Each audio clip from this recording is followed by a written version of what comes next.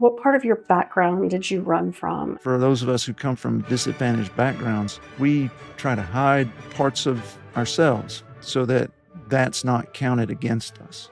My foot was literally pushing out the end of the shoe, and I bought this special shoe glue to glue it back together so that I could have a swoosh on the side of my shoe. And now I'm wearing Lucchese's. You never know what your limit is until you push past what you think it is.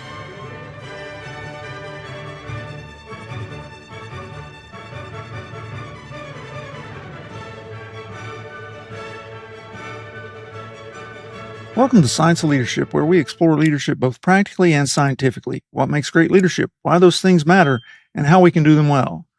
I'm Tom Collins, and I'm thrilled to have you join us on this journey to becoming a better leader. Today's episode is going to be a little different from our usual format. Over time, several listeners have asked me to share more of my own story, where I came from, what shaped me, and how those experiences connect to the way I think about leadership. So I invited Lindsey Turner, founder and CEO of Be Frank and host of the podcast Can I Be Frank, to turn the tables and put me in the guest seat. As the conversation unfolded, it became clear that there was too much here for just one episode. So we've divided it into two parts. In part one, Lindsey helps me talk through the story behind the story. Growing up in East Tennessee, the people who saw possibility in me, the parts of myself I tried to hide, and some of the experiences that taught me we are often capable of far more than we believe. In part two, we'll move directly into what all of that has meant for my leadership, purpose, faith, mentorship, legacy, and why I believe leadership is ultimately about helping other people do great things. So today, we begin with part one of my conversation with Lindsey Turner, where I'm the host in the hot seat. Awesome. So host in the hot seat is where we're at today. And I want to start with the story that got you to the seat you're sitting in today. Yeah, so the seat, I'm going to say from the science of leadership standpoint of the podcast itself, actually a friend of mine challenged me to consider the idea of having a podcast on leadership. As I was writing my book, The 4 Stars of Leadership, he said, hey, to help get that idea out there, to get all this information and all this science and research that you've done out to a wider range, there are a lot of people who aren't reading books, as terrible as that sounds, but a lot of people are listening to podcasts, right? And so he said, maybe you should do a podcast. And I thought, for love, that's one more thing I don't want to add to my list, figure out how to become a podcast host and all that goes with that. After several months of wrestling with that idea, I determined, he's right. I'm going to just dive into this. And so spring of 24, I really started bringing together all the pieces for the podcast itself. And then we started recording in July of 24 and launched the first episodes in, September of 24. So that's how I got to the podcast seat. But the bigger question I think that you're asking is who gets into this space in the first place, perhaps, with regards to leadership and all that kind of business. And that's a bit of a longer story. I'll cut back to 2018, really, when I started focusing a lot on trying to become the best leader I could. At that time, I was trying to figure out what to do with my career, still am to some extent, but I was really trying to figure out, do I want to be a pediatric cardiology division chief, something along those lines. And I thought, well, if I'm going to do that, I don't know for sure, but if I'm going to do that, I want to be the best leader I can be. So in the spring of 2018, I started reading as many leadership books from the lay press as I could. And I'm a fairly voracious reader. So after about a year and a half, I'd read about 150 books on leadership. And I felt like, hey, I got my hands around this. So I'm probably missing some things. And I started looking for a master's in leadership. And that led me to a master's in leadership at the Citadel that I started in actually 2020 and finished in 2022. And during that time, I got the idea for my book, The 4 Stars of Leadership. Basically, I was looking around, having read by that point, 200 and something books on leadership. And I said, what's the book I want to read? The leadership book that would really be awesome. And I looked around and I recognized that most books that are out there that are heralded as leadership books have one idea. Okay. Eat last or whatever it may be. Okay. Wow. That's great. You could do that in a sentence. I want a book that if I landed on a deserted island with 10 other people and had one book, that I could read that book and I could help us not die, that we could survive and thrive.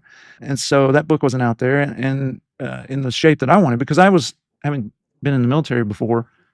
I want to know what 4-star generals would say is the important thing in leadership.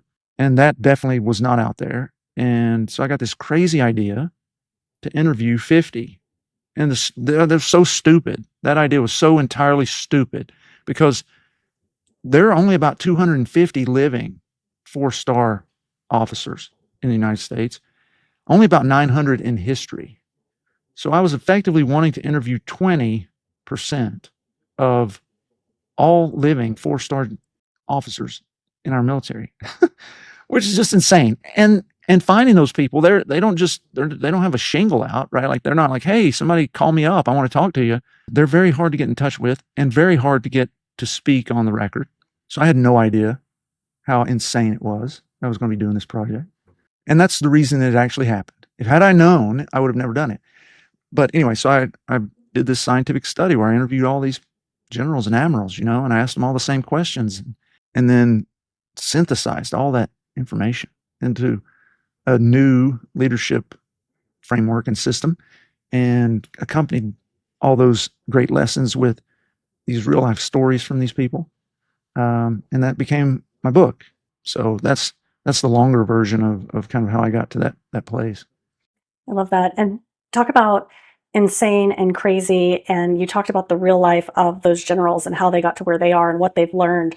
Let's go way back in your story into how you got to where you are. What made the leader who is Dr. Tom Collins? Where did you grow up? What has shaped and formed you as a leader personally? Yeah, so I was only just born there because the hospital was there. I was born in Knoxville, Tennessee. My family, my mom and dad lived in just outside of a little town that's the county seat of Morgan County, Tennessee. So Wartburg, Wartburg, Wartburg. It's named after a castle in Germany where Martin Luther translated the Bible into German. And so Wartburg would be the pronunciation there. But in Morgan County, Tennessee, it's Wartburg because that's what it looks like. And so they brought me home to this tiny, I don't know, 800 square foot house maybe. I was the first of 2 children. I have a younger sister who's 13 months younger than I am. And my story really, from that standpoint, really, it's important to know the background of my parents. So my dad was one of 13, I believe it is, children. One died shortly after birth. Another was killed in a car wreck. So anyway, I'm never entirely sure of how many it was, but it's either 12 or 13. And he was kind of in the middle of that group. And this is Appalachia. Okay. So it was poor. My dad's dad, was a carpenter and built some houses and things in the area and so forth. And my dad, now looking back, had a learning disability. He never learned his multiplication tables. His writing, I still have cards and letters that he gave me. He's passed on, but is phonetic. Like he didn't spell most words right, and a lot of times people have to read it out loud to have some idea of what he was saying. And he was advised by the teachers in his high school to drop out. He seemed like he just wasn't interested in school, and probably because school was hard for him because he was, had a learning issue. I think he probably had dyslexia. He probably had what's called dyscalculia. And so he dropped out of high school when he was 17. My grandmother, forged or whatever, lied that he was 18, and he joined the army and went off to Vietnam for a couple tours. And he came back kind of a stereotypical Vietnam veteran, right? Like he picked up some habits in Vietnam that didn't serve him well for the remainder of his life. Then he came back and ended up meeting my mom. My mom grew up in a middle-class household, 3 children total. She was the middle. And my grandfather, her dad, worked for the Southern Railroad. So they had a, pretty reasonable life because he had a good living and so on. And so my mom finished high school and she elected not to pursue further training, even though my grandfather really wanted her to. He was actually ahead of his time, I think, in that he wanted his daughters to get a college education and to be independent of men. And so anyway, my parents ended up meeting, getting married. And so into the world I came, a few years later. Growing up, we were okay, financially relative to the other poor people in our area, And then we lived with my grandmother in my grandmother's house, my mom's mother, and she was like number one in the world to me. Like, growing up, she Mm. was the like she just meant the world to me. And Say more about her. What made her number one for you? um, let me pause here for a second and remind our listeners that my book, The 4 Stars of Leadership, is now available on Amazon, Barnes & Noble, and essentially all online outlets. It's getting rave reviews, and I'm certain you will find it not only informative, but also inspiring. So I hope you'll order your copy today. Now let's get back to this interesting conversation. That's a good question. I don't know. She was like, when I think about her, it's just warmth. It's Mm. so when I look back on her story, that's another important story. So she was I think it was like 11 children in her family. She was born in 1916, and she grew up on a farm outside of the tiny little town where I actually grew up, which is Oakdale, Tennessee. There was about 300 people in the town when I was growing up. Probably about maybe 200, maybe now. It's probably less than that. But it was a railroading town in the early 1900s. And so anyway, she grew up on this farm outside of Oakdale. And during the Depression, she was the oldest girl. And during the Depression, that farm fed over 50% of the surrounding community. My Wow. great grandfather, he worked for the railroad, but he also had this farm. And so my grandmother and her siblings worked the farm and raised all these things, and then gave it away to people who were less fortunate than them. And so that idea of service, I think, is somewhere in the DNA, is carried on, and I think that there's leadership in that. It's not it's not 100%. front and center leadership, but it's the caring component that is part of my framework. And so that was passed down to I think, my grandmother. Um, and, when I think about her, she was the oldest daughter, and she made it to 11th grade, and she didn't finish high school. And this is like in the, whatever that be, late 30s, early 40s, that she's dropping out because her younger brother got polio. For all those Mm. anti-vaxxers out there, got polio and nearly died and had a disability for the rest of his life because of it. And so she had to drop out and take care of him. But this was like a crazy time in history because she actually had, I only knew 2 sisters that she had, but she had a third sister. So there were 4 girls, and that sister died, froze to death as they were walking to school. This is they didn't have buses and that, right? And she literally froze, and they carried her and put her on the radiator at the school trying to resuscitate her, and that didn't work. And then Oh my and my goodness. grandmother, at one point, when I think she was around 12, they were standing around this 55-gallon drum with a fire in it. They're like trying to warm themselves, and it exploded, and she caught fire. And so she had just horrific burns over her chest and abdomen forever. And so, uh, just thinking about the things the challenges that she overcame, um, and yet she saw good in me as a little snot nose running around messing up the house or whatever. And she was always intent on, like, I remember we would go and I would take her to her doctor visits when I could drive, and that she's like, he's going to be a doctor. And I'm the first person to go to college in my family, let alone the idea that I was going to be a doctor. That was insane. But it happened. She was right. She called it. Wow. Looking back, thinking about little snot-nosed Tommy and hearing that you're going to be a doctor and you're being raised in a small town, living in your grandmother's house, and now looking at where you're at, what were you thinking at that time when she would tell you you're going to be a doctor? How real or unreal did that feel?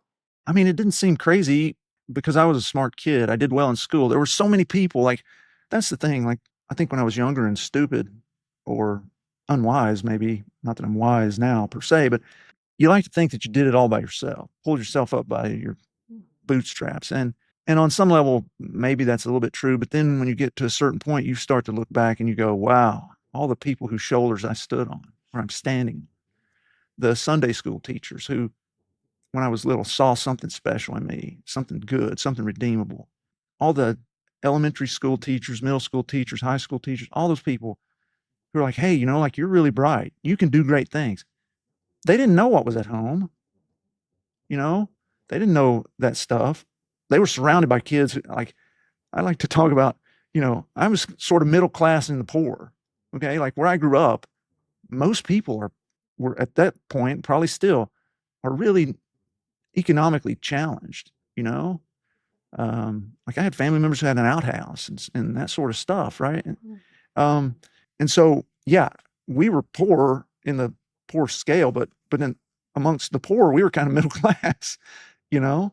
Um, but these teachers and people who saw something worthwhile. And so they're like, yeah, you're going to do great things. And so oddly, I never thought anything other than that. Like, okay, yeah, that makes sense. I'm doing well in this class or that, or we took this standardized test and I did well on it, whatever. These people are like, they went to college. They know what they're talking about. This is their job. So they must be right. You trusted the leaders in your life.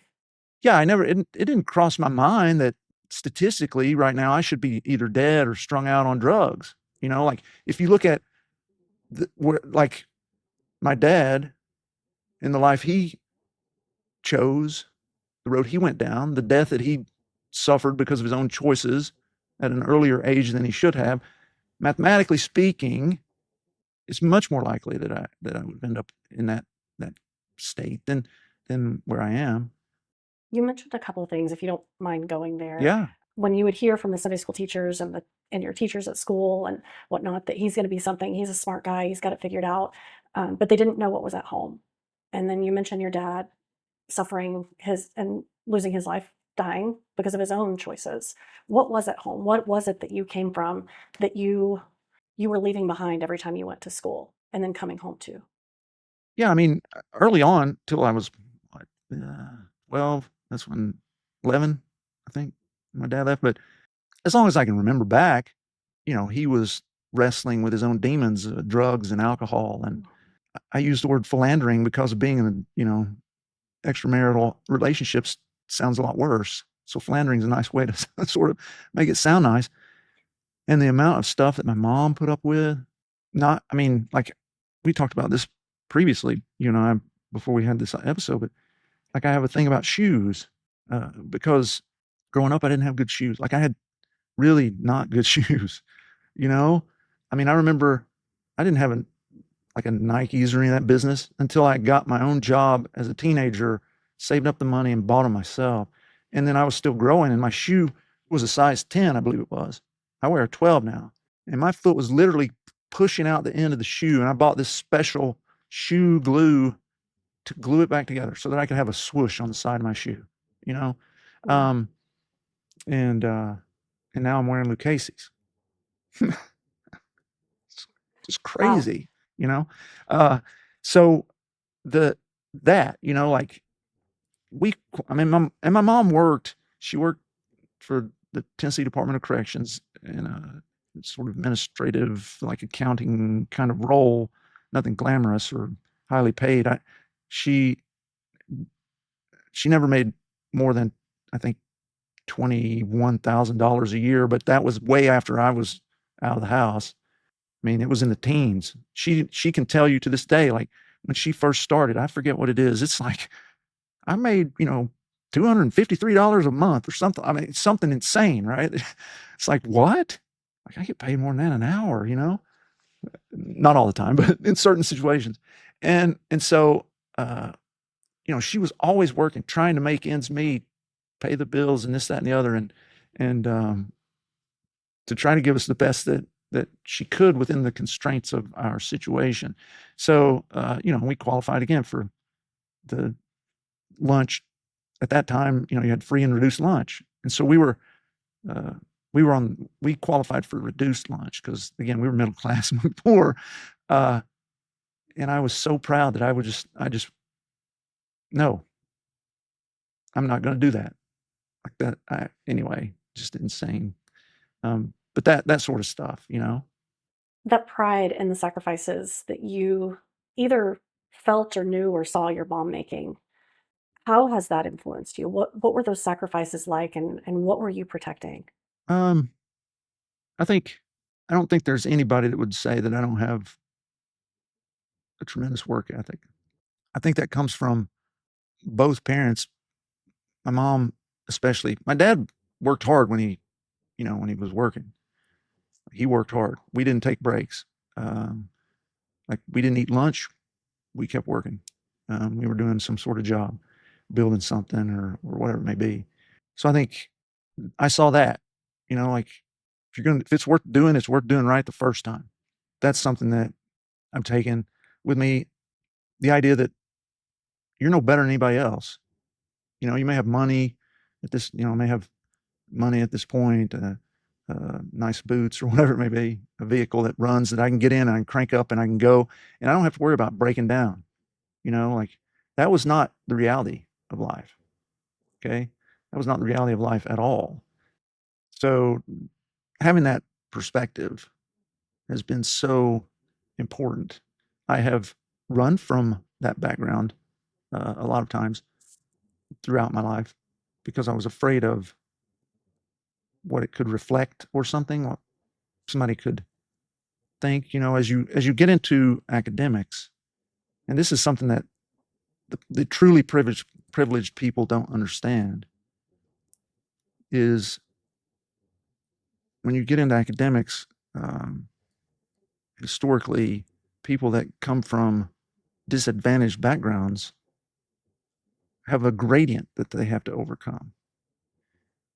If you go to Princeton or whatever, there are certain things that are attributed to you. If you have a certain look or you sound a certain way, there are certain things that are attributed to you. That may not be true at all. Wow, you're so bright, you're going to be whatever. And you may be a lazy Nepo baby, right? But that's attributed to you. And so I think for those of us who come from disadvantaged backgrounds, we try to hide parts of ourselves so that that's not counted against us. What part of your background did you run from, and what part of yourself was hidden, maybe, or is still Yeah, hidden? there's a lot, I think. I mean, the most obvious thing is my accent. So listeners, especially if they're not from the South, they're like, this guy's got a Southern accent. And that's true, but it's not my accent. It's some kind of morphed thing. So my mom took out this loan when I was in kindergarten. At the end of my kindergarten, she was like, I'm taking my kids to Disney World. Okay. And so she took out this loan from the bank that it probably took her, I don't know how many years to pay off. Okay. She took out this loan from the bank and we went to Disney World. We loaded up my mom, my dad, my grandmother, my sister and I, we loaded up in this car, Ford Fiesta. And it was a tiny little thing. And we drove, from East Tennessee down to Disney World. And we stayed at what was called the Contemporary. It's like the oldest place at Disney World. At that time, there was only Magic Kingdom. And they were just starting to build Epcot. And so we stayed at the Contemporary. And each morning you could go and you could eat breakfast with Goofy and Donald and all that sort of business. And I'm like 6 years old. And we're having breakfast one morning. And this woman comes over and she says, excuse me, where in East Tennessee are you from? To my mom. And my mom's like, well, how'd you know we're from East Tennessee? And she said, That's so specific. well, we've got an accent, but like those of us who don't cover it up. And so the lady said, because I can tell by the way your little boy talks. And it wasn't, like my mother-in-law has like the legit, like Scarlett O'Hara kind of, if you're going to record a Southern accent that's genteel and that's my mother-in-law. Beautiful Southern. Right. It is. It's beautiful. And the East Tennessee Appalachia accent isn't. It's not. It's hard and it's weathered and it's harsh sounding a lot of times. And there are certain colloquialisms that folks use and all sorts of different things that if you know enough, you can pinpoint where folks are from. So when she said that, it wasn't, wow, that's a beautiful Southern genteel accent. It was something different. When you're 6 years old, you hear that and it's like, I'm different in some way that's not good. And so from that day in 1981 to this moment, every word that I say goes through a filter to the point that my wife doesn't know my real accent.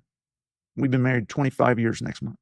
I can put on a faux accent, like I can imitate my mom or my family members or whatever, but I don't actually know what I would sound like because I've spent my whole life trying to cover that up so that I wouldn't be different, so that I wouldn't be thought poorly of, especially in academics. Like I remember when I was in training, I went to Philadelphia. I went to the Children's Hospital of Philadelphia. Tremendous program, phenomenal. All these extraordinarily bright people. This is Ivy League, and again, I've told you what my background is. You don't go to Penn from where I come from. Like that's just, but for the grace of God, the whatever intervention, you don't do that. And so I get there and I remember people asking me, I can remember it exactly. The person who said, did you wear shoes? Do they have paved roads where you're from?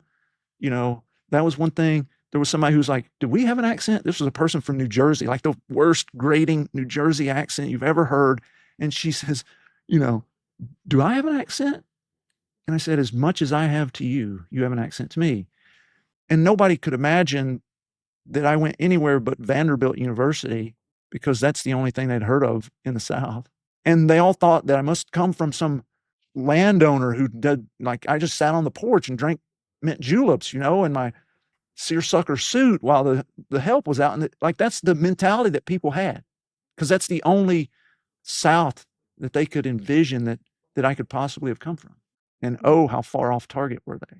What would you want those classmates to know about you now? I got to know them all. I think most of them, know where I'm from, know my background. It's more about any place that I've been that has poured into me, given me an opportunity that I like is unimaginable.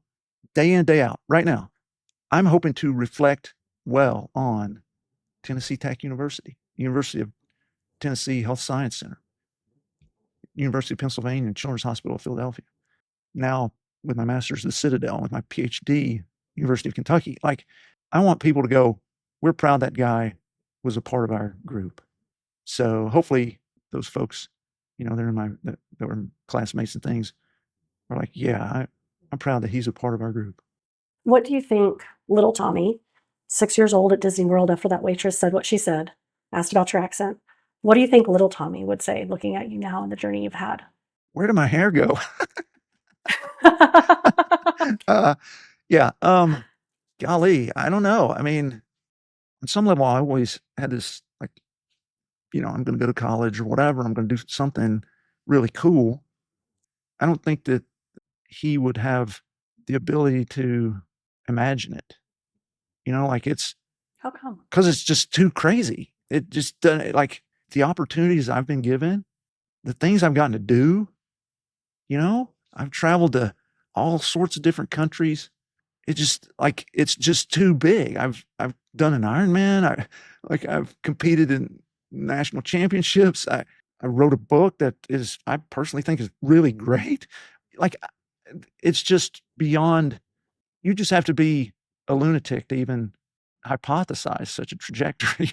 I mean, it makes zero sense. So I don't think, I mean, heck, even as I'm trying to articulate now, it is hard for me to sit here and half the time I don't pay attention to that sort. Like if I hit some milestone and I make some accomplishment, I just keep rolling.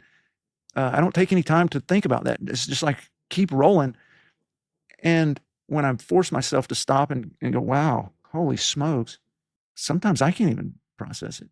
Let's talk about some of those milestones that are hard to even think about because it's from what I've read, you're the person who says, "Yeah, we did that, and let's keep going." You always see Yeah. more, and I don't know if that's little dreamer Tommy or where that came from, but what are some of those milestones that have shaped you into the leader you are today? Yeah, I think a big part of the story that I haven't talked about was being fatty. What? No Being way. the fatty, like growing up, I was the fat kid. There are people out there that are like fat shamer types or whatever. Don't say fat. Hey, look, I'm describing myself, so get over it. I was the fat kid, and I mean that, like, to the point that we don't have a lot of pictures of me from the time I was about 8 until I was about 17 because I had destroyed them all. Almost all of them. I came across a batch when I was helping my mom clean out her top part of her house. And so that was the first time that my wife, and this was just a couple years ago, the first time my wife saw a picture of me when I was in my most embarrassing state. This was back when it wasn't like nowadays. I see these young people, you know, and there's like the overweight guy and the prom queen, you know, and it's like that never happened in my day. Like that never, I never had a date. Okay.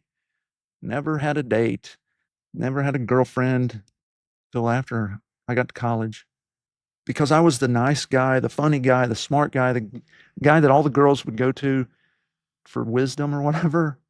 You know, You were safe for them. right. My experience in life was the 80s sitcom or rom-com of like where there's always like the beautiful girl and the guy that's like right there and she's opining over some, you know, athlete who's shot her down or treated her poorly or whatever. And she's like, I can't find anybody who will just love me for who I am. And I'm like, I guess I'm nobody, you know, glad I can dispense wisdom or whatever. Right. So that was my experience. When I was a junior in high school, my 17th birthday, I was about 5 feet 9 inches now at that time. And now I'm a quarter of an inch shy of 6 feet.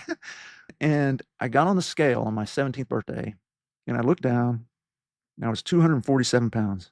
And when you're 5'9", 247 and 17 years old, that's not a good look. It's not a good You look. weren't playing linebacker or anything. No, I wasn't playing anything. And I said, seriously, if I don't lose weight, nobody will ever love me. That's where I was. And so I decided, okay, well, I got to change some stuff, you know, quit eating all the Totino's pizza rolls or all this sort of stuff, drinking sodas. And so I started doing calisthenics. And in our house, my grandmother and I, we lived on the top floor of the house. And the house was 100 plus years old. And my mom was afraid I was going to crash through the ceiling doing like jumping jacks and stuff.